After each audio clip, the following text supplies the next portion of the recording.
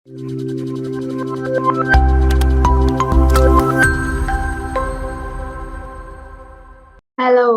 Alright. So നമ്മള് part വണ്ണിന്റെ അതായത് ബ്ലോക്ക് വണ്ണിന്റെ സോഷ്യൽ ഡൈനാമിക്സ് ആൻഡ് ചേഞ്ച് എന്ന് പറഞ്ഞ ഈ ബ്ലോക്ക് വണ്ണിന്റെ തന്നെ യൂണിറ്റ് വൺ മൈഗ്രേഷന്റെ തന്നെ ഒരു ആദ്യത്തെ പാർട്ട് നമ്മൾ നേരത്തെ കണ്ടത് അല്ലെ. അപ്പൊ അതിനകത്ത് മൈഗ്രേഷൻ എന്താണ്, പല ടൈപ്പിലുള്ള മൈഗ്രേഷൻസ്, അതായത് അർബൻ ടു അർബൻ ഉണ്ട്, റൂറൽ ടു അർബൻ ഉണ്ട്, അർബൻ ടു റൂറൽ ഉണ്ട്, അങ്ങനെ പല ടൈപ്പ് ഓഫ് മൈഗ്രേഷൻസ് ഉണ്ടായിരുന്നു. പിന്നെ ഈ മൈഗ്രേഷന്റെ പുഷ് ആൻഡ് പുൾ ഫാക്ടേഴ്സ് കണ്ടായിരുന്നു, മൈഗ്രേഷന്റെ ഡിറ്റർമിനൻസ് കണ്ടായിരുന്നു. അങ്ങനെ ഒരുപാട് കാര്യങ്ങള് നമ്മൾ ഇതിന് മുന്നത്തെ ക്ലാസ്സിൽ നമ്മൾ കണ്ടായിരുന്നു അല്ലെ. ഇനി നമ്മള് മൈഗ്രേഷൻ എന്ന വേറെ കുറച്ച് കാര്യങ്ങളുമാണ് നമ്മൾ ഡിസ്കസ് ചെയ്യാനുണ്ടായിരുന്നത്. അപ്പൊ ആ വക കാര്യങ്ങളാണ് നമ്മൾ ഇനി ഈ ഒരു സെഷനിൽ മെയിൻ ആയിട്ട് കാണാൻ പോകുന്നത്. ഓക്കെ, അപ്പൊ നമുക്ക് തുടങ്ങിയാലോ. ഉം? അപ്പൊ മൂവിങ് ഓൺ ടു നമ്മുടെ ആദ്യത്തെ സ്ലൈഡ്, കോൺസിക്വൻസസ് ഓഫ് മൈഗ്രേഷൻ. എന്താണ് മൈഗ്രേഷൻ കാരണം ഉണ്ടാവാൻ പോകുന്ന പ്രശ്നങ്ങൾ എന്തൊക്കെയാണ് എന്നുള്ള കാര്യങ്ങളാണ് നമ്മൾ ഈ ഒരു സെഷനിൽ ആദ്യമായിട്ട് തന്നെ നമ്മൾ ഡിസ്കസ് ചെയ്യാൻ പോകുന്നത്. ഓക്കെ, അപ്പൊ ആദ്യമേ തന്നെ ഡെമോഗ്രാഫിക് എഫക്ട്. ഡെമോഗ്രാഫിക് എന്ന് പറഞ്ഞാൽ അറിയാലോ, അവർ താമസിക്കുന്ന ചുറ്റുപാട് റിലേറ്റഡ് ആയിട്ടുള്ള ഡെമോഗ്രാഫിക് എഫക്ട്. ഓക്കെ, അപ്പൊ ആദ്യമേ തന്നെ population redistribution.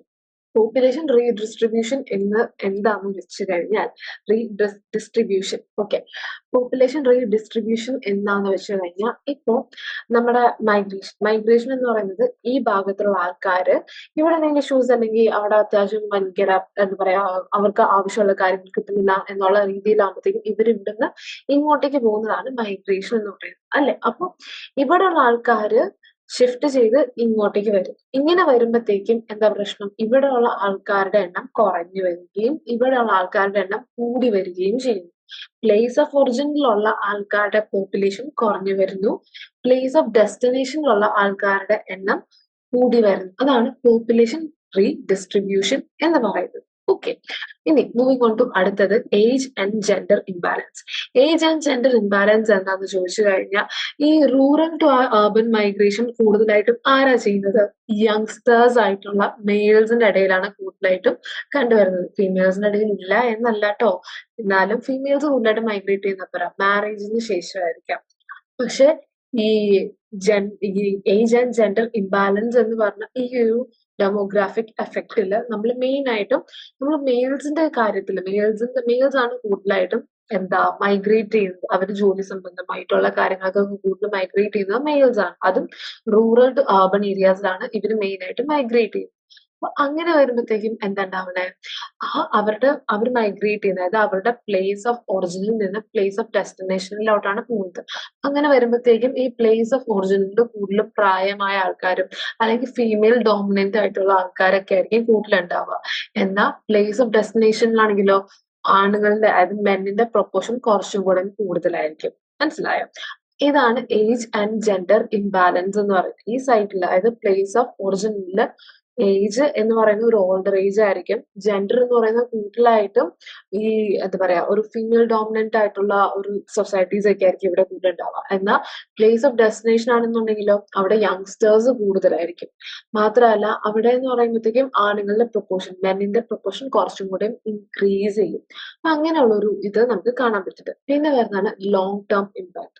Long term impact എന്താന്ന് ചോദിച്ചു കഴിഞ്ഞാൽ ഈ ഇങ്ങനെ ഈ ഒരു മൈഗ്രേഷന്റെ സമയത്ത് പ്ലേസ് ഓഫ് ഒറിജിനില് ഫെർട്ടിലിറ്റി റേറ്റ് ഡിക്ലൈൻ ചെയ്യും, ഫെർട്ടിലിറ്റി റേറ്റ് കുറയും. പക്ഷേ എന്തുകൊണ്ടാ നമ്മുടെ ഡെത്ത് റേറ്റ് ആ ഒരു സ്റ്റഡിയിൽ തന്നെ അങ്ങ് പോകും, പക്ഷെ ഫെർട്ടിലിറ്റി റേറ്റ് കുറഞ്ഞു തന്നെ നിൽക്കും. അപ്പൊ ഇതെന്ന് പറയുന്നത് മെയിൻ ആയിട്ടും യങ്സ്റ്റേഴ്സിന്റെ അല്ലെങ്കിൽ യങ് പീപ്പിളിന്റെ ആ ഒരു മൈഗ്രേഷൻ കാരണം അല്ലെങ്കിൽ ആ ഒരു ഷിഫ്റ്റ് കാരണമാണ് ഈ ഒരു ഇഷ്യൂ മെയിൻ ആയിട്ടും ഉണ്ടാവുന്നത്. എന്നാൽ പ്ലേസ് ഓഫ് ഡെസ്റ്റിനേഷൻ ആണെന്നുണ്ടെങ്കിലോ ഫെർട്ടിലിറ്റി റേറ്റ് കൂടുതലായിരിക്കും. ഓക്കെ, അപ്പോൾ ഈ ഒരു ഏജിന്റെ സ്ട്രക്ചർ ആണെന്നുണ്ടെങ്കിലും ഡെത്തിന്റെ സ്ട്രക്ചർ ആണെന്നുണ്ടെങ്കിലും ഭയങ്കര ഒരു ഷിഫ്റ്റ് ആണ് ഇവിടെ നമുക്ക് കാണാനായിട്ട് പറ്റുന്നത്. ഓൾ റൈറ്റ്, അപ്പൊ എന്തൊക്കെയാണ്, അതിന് തന്നെ പോപ്പുലേഷൻ റീഡിസ്ട്രിബ്യൂഷൻ ഉണ്ട്, ഏജ് ആൻഡ് ജെൻഡർ ഇംബാലൻസ് ഉണ്ട്, ലോങ് ടേം ഇമ്പാക്ട് ഉണ്ട്. All right, moving on to നമ്മുടെ അടുത്ത സ്ലൈഡ്. ഓൾ റൈറ്റ്, അടുത്ത സ്ലൈഡ് എന്ന് പറയുമ്പോഴത്തേക്കും ഈ ഡെമോഗ്രാഫിക് എഫക്ട് നമ്മൾ കണ്ടു. ഇനി അടുത്തായിട്ട് നമ്മൾ കാണുന്നതാണ് കൾച്ചറൽ ആൻഡ് പൊളിറ്റിക്കൽ എഫക്ട്. എന്താണ് കൾച്ചറൽ ആൻഡ് പൊളിറ്റിക്കൽ എഫക്ട് എന്ന് ചോദിച്ചു കഴിഞ്ഞാൽ പറയേണ്ടതാട്ടോ. ആദ്യമേ തന്നെ കൾച്ചറൽ ഡിഫ്യൂഷൻ. കൾച്ചറൽ ഡിഫ്യൂഷൻ എന്താന്ന് വെച്ച് കഴിഞ്ഞാൽ, ഈ മൈഗ്രന്റ്സ് ആയിട്ടുള്ള ആൾക്കാർ, അതായത് മൈഗ്രേറ്റ് ചെയ്ത് വന്ന ആൾക്കാര്, അവര് ആ ഒരു സ്ഥലത്തിൽ പെട്ട ആൾക്കാരായിരിക്കില്ല. ആ ഒരു സ്ഥലത്തിന് അതിന്റേതായിട്ടുള്ള കൾച്ചർ ഉണ്ടാവും, അതിന്റേതായിട്ടുള്ള ഫുഡ് ഉണ്ടാകാം, അതിന്റേതായിട്ടുള്ള ലാംഗ്വേജ് ഉണ്ടാകാം. അപ്പൊ അങ്ങനെ വരുമ്പോഴത്തേക്കും മൈഗ്രന്റ്സ് ആയിട്ട് വന്ന ആൾക്കാര് അവരുടെ ഓൺ ആയിട്ടുള്ള കൾച്ചറും അവരുടെ ഓൺ ആയിട്ടുള്ള ലാംഗ്വേജും ഫുഡും ഐഡിയാസ് ഒക്കെയാണ് വേറൊരു സ്ഥലത്ത് നിന്ന് പുതിയൊരു സ്ഥലത്തിലേക്ക് കൊണ്ടുവരുന്നത്, അല്ലെ? അപ്പൊ അങ്ങനെ വരുമ്പോഴത്തേക്കും കൾച്ചറൽ എക്സ്ചേഞ്ചസ് ഉണ്ടാവാം. ചിലപ്പോ അത് കോൺഫ്ലിക്റ്റിലോട്ട്, വലിയ വലിയ വഴക്കിലൊക്കെ എൻഡപ്പ് ചെയ്യാനായിട്ടുള്ള ചാൻസസും ഹയർ ആണ്. പിന്നെ വരുന്നതാണ് മൾട്ടി കൾച്ചറലിസം. മൾട്ടി കൾച്ചറലിസം എന്ന് പറയുമ്പോഴത്തേക്കും ഒരു സൊസൈറ്റിയിൽ തന്നെ പല പല കൾച്ചർ കാണുന്നതാണ് മൾട്ടി കൾച്ചറലിസം എന്ന് പറയുന്നത്. അത് മെയിൻ ആയിട്ട് മൈഗ്രേഷൻ കാരണം ഉണ്ടായിരിക്കുന്ന ഒരു ആഫ്റ്റർ ഇഫക്റ്റ് ആണ് മൾട്ടി കൾച്ചറലിസം എന്ന് പറയുന്നത്. ഈ മൾട്ടി കൾച്ചറലിസം നമുക്ക് മെയിൻ ആയിട്ടും കാണപ്പെടുന്നത് യൂറോപ്യൻ കൺട്രീസില് മൈഗ്രേഷൻ കാരണം ഉണ്ടായ, അതായത് ഏഷ്യയിൽ നിന്നും ആഫ്രിക്കയിൽ നിന്നും വേറെ വേറെ എത്നിക് ഗ്രൂപ്പ്സിൽ നിന്നൊക്കെ മൈഗ്രേഷൻ കാരണം ഉണ്ടായ ഒരു മൾട്ടി കൾച്ചറലിസം എഫക്ട് നമുക്ക് യൂറോപ്യൻ നേഷൻസിൽ നമുക്ക് കാണാനായിട്ട് പറ്റും. പിന്നെ വരുന്നതാണ് കൾച്ചറൽ ഷോക്ക്. എന്താണ് കൾച്ചറൽ ഷോക്ക്? കൾച്ചറൽ ഷോക്ക് എന്ന് പറയുമ്പോഴത്തേക്കും ഇപ്പൊ മൈഗ്രേറ്റ് ചെയ്ത് വന്ന ആൾക്കാർ, അല്ലെങ്കിൽ ഹോസ്റ്റ് കമ്മ്യൂണിറ്റിയിലുള്ള ആൾക്കാരൊക്കെ ചിലപ്പോ ഒരു ഒരു കൾച്ചറൽ ഷോക്ക് എക്സ്പീരിയൻസ് ചെയ്യാൻ, അല്ലെങ്കിൽ അഡ്ജസ്റ്റ് ചെയ്യാനായിട്ട് ഡിഫിക്കൽട്ടിയിൽ, ഇത് ഒരു സിമ്പിൾ ആയിട്ട് ഞാൻ പറയുകയാണെന്നുണ്ടെങ്കിൽ, നമ്മുടെ ഏറ്റവും എക്സാമ്പിൾ, ഇപ്പൊ നമ്മുടെ ഇവിടുത്തെ ആൾക്കാര് ഒരു യൂറോപ്യൻ കൺട്രീസിൽ വല്ലതും പോയി, അവിടെ പോയി അവര് നമ്മുടെ ഇവിടെ വീട്ടില് നമ്മൾ സാധാരണ ഉച്ചയ്ക്കൊക്കെ കഴിക്കുന്ന എന്തായിരിക്കും, ചോറ് കഴിക്കുമായിരിക്കാം, ചിലപ്പോ ഒരു നോൺ വെജ് ഒക്കെ ഉണ്ടാവായിരിക്കാം, വെജിറ്റബിൾസ് ഉണ്ടാവായിരിക്കാം. അപ്പൊ നമ്മൾ എന്താ ചെയ്യണേ, സാധാരണ ഇത് നമ്മൾ ടിഫിനിലായിട്ട് ആക്കി പാക്ക് ചെയ്ത് കൊണ്ടുപോയി നമ്മൾ നമ്മുടെ വർക്ക് പ്ലേസിൽ അല്ലെങ്കിൽ സ്കൂളിലൊക്കെ ചെന്നിട്ട് നമ്മളിത് കൈകൊണ്ട് കുഴച്ച് കഴിക്കാറാണ്. ആസ് ലൈക്ക് നമ്മൾ ഇന്ത്യൻസ്, എസ്പെഷ്യലി മലയാളികൾ, നമുക്ക് കൈകൊണ്ട് കഴിക്കാനാണ് നമുക്ക് കുറച്ചും കൂടെ പ്രിയം. പക്ഷെ നമ്മൾ ഇങ്ങനത്തെ ഉള്ള ഒരു സംഭവം നമ്മളൊരു യൂറോപ്യൻ കൺട്രിയിൽ പോയി നമ്മൾ ഇത് കാണിച്ചു കഴിഞ്ഞു കഴിഞ്ഞാൽ, അല്ലെങ്കിൽ അവിടെ നമ്മൾ ഈ ഒരു സംഭവം നമ്മൾ എക്സിബിറ്റ് ചെയ്ത് കഴിഞ്ഞു കഴിഞ്ഞാൽ, അവിടെ അവര് നമ്മളെ ഒരുമാതിരി ഒരു അന്യഗ്രഹ ജീവി പോലെയായിരിക്കും കാണുന്നത്. ഭയങ്കര ഒരു ഇത് കാണിക്കാൻ ഇങ്ങനെയൊക്കെ കഴിക്കാൻ പാടാ, അവർക്ക് കൈകൊണ്ട് കഴിക്കാന്നൊക്കെ പറയുന്നത് ഭയങ്കര അൺഹൈജീനിക് ആയിട്ടുള്ള കാര്യങ്ങളൊക്കെയാണ് ട്ടോ. ഓക്കെ, അത് അവരുടെ ആ ഒരു കൾച്ചർ ബേസ്ഡ് ആയിട്ടുള്ള അവരുടെ ഒരു ചിന്താഗതിയാണ് മാത്രം. അപ്പോ ഇതാണ് കൾച്ചറൽ ഷോക്ക് എന്ന് പറയുന്നത്. ഓക്കെ, മാത്രല്ല ഇപ്പൊ നമ്മൾ പുറത്തോട്ട് ചെന്ന് കഴിയുമ്പോഴത്തേക്കും, അല്ലെങ്കിൽ നമ്മൾ വേറെ കൺട്രീസ്, ഇപ്പൊ ജപ്പാനിലൊക്കെ പോയി കഴിയുമ്പോഴത്തേക്കും അവര് ഈ റോ ആയിട്ടുള്ള മീറ്റ് ഒക്കെ കഴിക്കുന്നുണ്ട്. അപ്പൊ നമ്മളാണ് ഈ സുഷി ഒക്കെ കഴിക്കും. സുഷി എന്നൊക്കെ പറഞ്ഞ് നമ്മൾ കേട്ടിട്ടുണ്ടാവായിരിക്കാം. സുഷി എന്നൊക്കെ പറഞ്ഞ സംഭവം നമ്മള് ഇത് കാണുമ്പോഴത്തേക്കും, ഇതെങ്ങനെ, ഇത് മീനൊക്കെ എന്താ പറയാ, ഒന്നും വേവിക്കാതെ നമ്മള് കുക്ക് ചെയ്ത് ഇതുപോലെ തന്നെ വെച്ച് ഇങ്ങനെ കഴിക്കുന്നതെന്നൊക്കെ പറഞ്ഞാൽ നമ്മളത് കാണുമ്പോഴത്തേക്കും നമുക്കും അതൊരു ഷോക്കാവാം. അപ്പൊ ഇതാണ് കൾച്ചറൽ ഷോക്ക് എന്ന് പറയുന്നത്. ഓക്കെ, അതുകൂടാതെ പിന്നെ വരുന്നതാണ് പൊളിറ്റിക്കൽ എഫക്ട്. പൊളിറ്റിക്കൽ കോൺഫ്ലിക്റ്റ് എന്ന് പറയുന്നത് ഈ മൈഗ്രേഷൻ കാരണം പലയിടത്തും ഭയങ്കര ടെൻഷനും കോൺഫ്ലിക്റ്റുകളൊക്കെ ഉണ്ടാവാനായിട്ടുള്ള ചാൻസസ് ഉണ്ട്. നമ്മൾ മൈഗ്രേറ്റ് ചെയ്ത് വന്ന് നമ്മൾ ആ ഒരു ഏരിയയിൽ പൊളിറ്റിക്കൽ ആയിട്ടുള്ള കാര്യങ്ങൾക്കൊക്കെ ഇടപെടാൻ തുടങ്ങി അവിടുത്തെ ആ റീജിയനിലുള്ള ലോക്കൽ ആയിട്ടുള്ള ആൾക്കാർക്ക് ദേഷ്യം വരില്ലേ, അവർക്ക് ഭയങ്കരമായിട്ട് ഇതാവില്ലേ, കാരണം അവരുടെ സ്ഥലത്ത് വന്ന് വേറെ ആൾക്കാർ കയ്യിൽ കഴിഞ്ഞാൽ അവർക്ക് എന്താണെങ്കിലും അവിടെ ഒരു ടെൻഷൻ, ഒരു സ്ട്രെയിൻ, ഒരു സ്ട്രെസ് അവിടെ ഉണ്ടാവാനായിട്ട് ചാൻസസ് ഹയർ ആണ്. അപ്പൊ ഒരു ടെൻഷൻ, കോൺഫ്ലിക്ട് തുടങ്ങിയുള്ള കാര്യങ്ങളിലൊക്കെ ഈ ഒരു പൊളിറ്റിക്കൽ കോൺഫ്ലിക്റ്റിലോട്ട് എൻഡപ്പ് ചെയ്യാനായിട്ട് ചാൻസ് ഉണ്ട്. എസ്പെഷ്യലി ഒരു ഡൈവേഴ്സ് ആയിട്ടുള്ള എത്തനിക് ഗ്രൂപ്പ്സ്, റിലീജിയസ് ഗ്രൂപ്പ്സ്, അതായത് മലേഷ്യ, ശ്രീലങ്ക പോലുള്ള കൺട്രീസിൽ അങ്ങനെ വരുമ്പോഴത്തേക്കും പൊളിറ്റിക്കൽ കോൺഫ്ലിക്ട്സ് ഉണ്ടാവാനായിട്ടുള്ള ചാൻസസ് ഹയർ ആണ്. Next, moving on to economic effect. എന്താണ് എക്കണോമിക് എഫക്ട്? ആദ്യമേ തന്നെ എക്കണോമിക് എഫക്റ്റിന് പോസിറ്റീവ് ഇമ്പാക്ട്സ് ഉണ്ട്. പോസിറ്റീവ് ഇമ്പാക്ട്സ് എന്ന് പറയുമ്പോഴത്തേക്കും മൈഗ്രേഷൻ കാരണം ബോത്ത് നമ്മുടെ ഏരിയ ഓഫ് ഒറിജിൻ ആണെന്നുണ്ടെങ്കിലും ഏരിയ ഓഫ് ഡെസ്റ്റിനേഷൻ ആണെന്നുണ്ടെങ്കിലും രണ്ട് കൂട്ടുകാർക്കും ഒരു ബാലൻസ് ഓഫ് ലേബർ സപ്ലൈ അവിടെ കിട്ടാനായിട്ടുള്ള ചാൻസസ് ഹയർ ആണ്. ഓക്കെ, മാത്രമല്ല സ്കിൽസ് നമുക്ക് കൂട്ടാനായിട്ട് ചാൻസസ് ഉണ്ട്. അത് മാത്രമല്ല ഒരു എക്കണോമിക് ഗ്രോത്ത്, നമുക്കിപ്പോ കാശ് കിട്ടിയാൽ നമ്മൾ വീട്ടിലേക്കൊക്കെ അയച്ചു കൊടുക്കാറില്ലേ, അപ്പൊ അവിടെ ഒരു എക്കണോമിക് ഗ്രോത്ത് നമുക്ക് അവിടെ ഉണ്ടാക്കിയെടുക്കാനായിട്ട് പറ്റുന്നുണ്ട്. അതാണ് പോസിറ്റീവ് ഇമ്പാക്ട് എന്ന് പറഞ്ഞ് ഉദ്ദേശിക്കുന്നത്. പിന്നെ വരുന്നതാണ് ബ്രെയിൻ ഡ്രെയിൻ എന്ന് പറയുമ്പോഴത്തേക്കും ഈ ഹൈലി സ്കിൽഡ് ആയിട്ടുള്ള പ്രൊഫഷണൽസ് മൈഗ്രേറ്റ് ചെയ്യുമ്പോഴത്തേക്കും അവർ എവിടെ നിന്ന് എങ്ങോട്ടേക്കാണ് മൈഗ്രേറ്റ് ചെയ്യണേ, ഒന്നല്ലെങ്കിൽ അവരുടെ ഓൺ ആയിട്ടുള്ള ഡെവലപ്പിംഗ് ആയിട്ടുള്ള കൺട്രിയിൽ നിന്നും ഒരു ഡെവലപ്ഡ് ആയിട്ടുള്ള കൺട്രിയിലോട്ട് അവർ മൈഗ്രേറ്റ് ചെയ്യുന്നത്. അപ്പൊ അങ്ങനെ വരുമ്പോഴത്തേക്കും നമുക്ക് നമ്മുടെ ഈ ഒരു ഡെവലപ്പിംഗ് കൺട്രിയിൽ, എസ്പെഷ്യലി നമ്മുടെ ഒരു എക്സാമ്പിൾ എടുക്കുന്നത് നമ്മുടെ ഇന്ത്യയിൽ എല്ലാവരും മൈഗ്രേറ്റ് ചെയ്യുന്നുണ്ട്, അല്ലെങ്കിൽ അങ്ങനെ ചെയ്യാൻ ആഗ്രഹിക്കുന്ന ആൾക്കാരാണ് മെജോറിറ്റി ഓഫ് ആൾക്കാർ. അപ്പൊ അങ്ങനെ വരുമ്പോഴത്തേക്കും ഇവിടെ നമ്മുടെ ഹ്യൂമൻ റിസോഴ്സ് ഭയങ്കരമായിട്ട് കുറയുകയും ബാക്കിയുള്ള കൺട്രീസ് യൂറോപ്യൻ കൺട്രീസിലാണെന്നുണ്ടെങ്കിലും അല്ലാതെയുള്ള ഓസ്ട്രേലിയ, ന്യൂസിലൻഡ് തുടങ്ങിയുള്ള കൺട്രീസിലാണെന്നുണ്ടെങ്കിലും അവിടെ ഹ്യൂമൻ ക്യാപിറ്റൽ അല്ലെങ്കിൽ ഹ്യൂമൻ റിസോഴ്സ് ഭയങ്കരമായിട്ട് കൂടുകയും ചെയ്യുന്നുണ്ട്. ഓക്കെ, ഒരു ഹൈ സ്കിൽ ലേബേഴ്സ് ആണെന്നുണ്ടെങ്കിൽ ഇവിടെ നമുക്ക് ചിലപ്പോൾ ആവശ്യത്തിന് കിട്ടിയെന്ന് വരില്ല നമ്മുടെ കൺട്രിയിൽ. അവർ നോക്കുമ്പോഴത്തേക്കും എന്തോ വേറെ കൺട്രീസിലൊക്കെ അവർക്ക് ബെറ്റർ ആയിട്ടുള്ള ഓപ്പർച്യൂണിറ്റീസ് കിട്ടി അങ്ങനെ പോയിട്ടുണ്ടാകാം. അപ്പൊ അങ്ങനെ ഒരു ബ്രെയിൻ ഡ്രെയിൻ വരാനായിട്ടുള്ള ചാൻസസ് ഉണ്ട്. അപ്പൊ അത് കാരണം എന്താ നമ്മുടെ കൺട്രിയുടെ ഡെവലപ്മെന്റ് ഇങ്ങനെ ഹിൻഡർ ചെയ്ത്, അതായത് ഇങ്ങനെ സ്റ്റക്കായി അല്ലെങ്കിൽ ഇങ്ങനെ താഴ്ന്നുകൊണ്ട് അങ്ങനെ ഇരിക്കേണ്ടി വരും. അതാണ് എക്സാമ്പിൾ ആയിട്ട് ഇപ്പൊ ഇന്ത്യയിലുള്ള സോഫ്റ്റ്വെയർ പ്രൊഫഷണൽസ് USA-ലും അതുപോലെ യൂറോപ്യൻ കൺട്രീസിലും ബാക്കിയുള്ള കൺട്രീസിലൊക്കെ മൂവ് ചെയ്യുന്നതിന്റെ ഒരു എക്സാമ്പിൾ ആണ് നമുക്ക് അവിടെ മെയിൻ ആയിട്ടും കാണാനായിട്ട് പറ്റുന്നുണ്ട്. പിന്നെ ലോക്കൽ എക്കണോമിക് ഗ്രോത്ത് എന്താന്ന് ചോദിച്ചു കഴിഞ്ഞാൽ ഇപ്പോ മൈഗ്രേഷൻ, അതായത് ഇപ്പൊ ബിസിനസിന്റെ മൈഗ്രേഷൻ ആണെന്നുണ്ടെങ്കിലും സ്കിൽഡ് ആയിട്ടുള്ള ഇൻഡിവിജ്വൽസിന്റെ മൈഗ്രേഷൻ ആണെന്നുണ്ടെങ്കിലും ഇവര് അവരുടെ ഒറിജിനൽ ഏരിയ ഓഫ് ഒറിജിനിൽ നിന്നും ഡെസ്റ്റിനേഷൻ ഏരിയയിലോട്ട് മൈഗ്രേറ്റ് ചെയ്യുമ്പോഴത്തേക്കും ഈ ഡെസ്റ്റിനേഷൻ ഏരിയയിൽ ഭയങ്കര ഒരു എക്കണോമിക് ഗ്രോത്ത് നമുക്ക് കാണാനായിട്ട് സാധിക്കുന്നുണ്ട്. അതിന്റെ ഏറ്റവും വലിയ എക്സാമ്പിൾ ആണ് ബാംഗ്ലൂർ, അല്ലെ? നമ്മുടെ ടെക്കീസിന്റെ ഹബ്ബ് എന്നൊക്കെ വേണമെങ്കിൽ പറയാം. ഇപ്പൊ ഇവിടെയുള്ള മെജോറിറ്റി ഓഫ് ഒരു ഒരു ഒരു 10-ല് ഒരു 8 വീട്ടിലുള്ള ആൾക്കാരെങ്കിലും ബാംഗ്ലൂരിൽ ചിലപ്പോൾ വർക്ക് ചെയ്യുന്ന ആൾക്കാരായിരിക്കാം. അപ്പൊ അങ്ങനെ വരുമ്പോഴത്തേക്കും എന്താ ബാംഗ്ലൂർ ഇപ്പോ ബാക്കിയുള്ള സിറ്റീസിനെ വെച്ച് നോക്കുമ്പോഴത്തേക്കും അത്യാവശ്യം നല്ല രീതിയിൽ ഡെവലപ്ഡ് ആയിട്ടുള്ള ഒരു സിറ്റിയാണ് ബാംഗ്ലൂർ സിറ്റി എന്ന് പറയുന്നത്. ഓക്കെ, അതാണ് ഏറ്റവും വലിയ എക്സാമ്പിൾ. അവിടെ ഏറ്റവും കൂടുതൽ ബിസിനസ് ബ്ലൂം ചെയ്യുന്ന ഒരു ഏരിയ ആണ് ഈ ബാംഗ്ലൂർ സിറ്റി എന്നൊക്കെ പറയുന്നത്. അപ്പൊ അത് ഒരു എക്സാമ്പിൾ ആയിട്ട് നമുക്ക് കൊടുക്കാം. Okay, next environmental effect. എന്താണ് എൻവയറമെന്റൽ ആയിട്ട് എന്തൊക്കെ എഫക്ട് ആണ്? ഒന്നാമത്തെ തന്നെ അർബൻ സ്ട്രെയിൻ എന്ന് പറയുമ്പോഴത്തേക്കും ഈ റൂറൽ റീജിയൻസിൽ നിന്നും അർബൻ റീജിയൻസിലോട്ട് ആൾക്കാരെ മൈഗ്രേറ്റ് ചെയ്യുമ്പോഴത്തേക്കും, അതായത് ഈ റീജിയനിൽ നിന്ന് ഈ റീജിയനിലോട്ട് ആൾക്കാർ മൈഗ്രേറ്റ് ചെയ്യുമ്പോഴത്തേക്കും ഈ റീജിയനിൽ ഭയങ്കര ഓവർ ക്രൗഡിങ് ഫീൽ ചെയ്യാൻ പറ്റും. അതായത് സിറ്റീസിലാണെന്നുണ്ടെങ്കിൽ ഓവർ ക്രൗഡിങ്സ് ഒക്കെ ഭയങ്കരമായിട്ട് ഫീൽ ചെയ്യാൻ പറ്റും. അപ്പൊ അങ്ങനെ വരുമ്പോഴത്തേക്കും എന്താ, നമ്മുടെ അവിടെ ഒരു ചേരി പ്രദേശം, അതായത് സ്ലംസ് ഉണ്ടാവാനായിട്ട് തുടങ്ങും. ഓക്കെ, സ്ലം ഫോർമേഷൻ ഉണ്ടാവാനായിട്ട് തുടങ്ങും. പോപ്പുലേഷൻ ഇൻക്രീസ് ചെയ്യും. മാത്രമല്ല അവിടെ ആ ഒരു അർബൻ ആയിട്ടുള്ള ഇൻഫ്രാസ്ട്രക്ചറിൽ അവിടെ ഇപ്പൊ റിസോഴ്സസ് പരമായിട്ടാണെങ്കിലും എന്ത് കാര്യമാണെന്നുണ്ടെങ്കിലും ഒരു അർബൻ ആയിട്ടുള്ള ഇൻഫ്രാസ്ട്രക്ചറിന് ഭയങ്കരമായിട്ട് പ്രഷർ വരാനായിട്ട് തുടങ്ങും. ഇവിടെയുള്ള ആൾക്കാരാണ് ഇവിടെ ഭയങ്കര കുറവും ഇവിടെ ഭയങ്കര കൂടുതലും അങ്ങനത്തെ രീതിയിലായി മാറും. പിന്നെ വരുന്നതാണ് റിസോഴ്സ് സ്ട്രെയിൻ എന്ന് പറയുമ്പോഴത്തേക്കും housing, water supply, sanitation, transportation തുടങ്ങിയുള്ള കാര്യങ്ങളിലൊക്കെ ഭയങ്കരമായിട്ട് മൈഗ്രൻസിന്റെ ആ ഒരു എന്താ പറയാ ഷിഫ്റ്റ് ഭയങ്കരമായിട്ട് നമുക്ക് കാണാനായിട്ട് സാധിക്കും. ഏറ്റവും വലിയ എക്സാമ്പിൾ ആയിരിക്കും നമുക്ക് നമ്മുടെ ഇപ്പൊ അവിടെ താമസിക്കുന്ന ആൾക്കാർക്കാണെന്നുണ്ടെങ്കിൽ അവരുടെ ബഡ്ജറ്റിൽ ഒതുങ്ങുന്ന ഒരു വാടക വീട് പോലെ അവർക്ക് ചിലപ്പോൾ കിട്ടാൻ പറ്റി എന്ന് വരില്ല. അങ്ങനെ അവിടുത്തെ റിസോഴ്സ് തന്നെ ഭയങ്കരമായിട്ട് സ്ട്രെസ്ഡ് ആയിട്ടുള്ള ഒരു സിറ്റുവേഷൻ ഉണ്ടാവാനായിട്ട് ചാൻസ് ഉണ്ട്. എസ്പെഷ്യലി നമ്മുടെ മുംബൈ അതുപോലെ തന്നെ ഡൽഹി റീജിയൻസിലൊക്കെ ഈ എൻവയറമെന്റൽ ചാലഞ്ചസ് ഭയങ്കരമായിട്ട്, ഡൽഹിയിലേക്ക് പറഞ്ഞു കഴിഞ്ഞാൽ നമ്മൾ സ്ഥിരം നമ്മൾ കാണുന്ന സംഭവമാണ് പൊല്യൂഷൻ, അല്ലെ? അതായത് പൊല്യൂഷൻ കാരണം ഡൽഹിയിൽ സ്കൂൾസിന് അവധി കൊടുക്കും.